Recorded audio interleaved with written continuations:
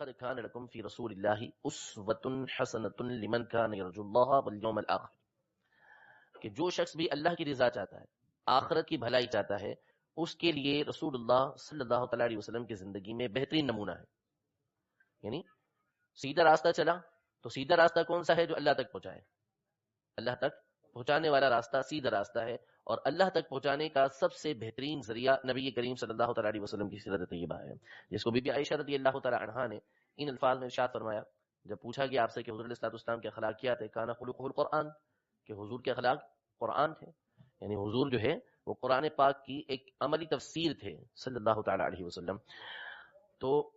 اس آیت کو اگر قرآن پاک کی دیگر آیتوں کو سامنے رکھ کر سمجھا جائے تو جو سیدنا ابو العالیہ رحمۃ اللہ تعالی علیہ اور سیدنا حسن بصری رحمۃ اللہ تعالی علیہ نے بیان فرمایا وہ بالکل واضح ہو جاتا ہے کہ صراط مستقیم سے مراد یہ نبی کریم صلی اللہ تعالی علیہ وسلم کی ذات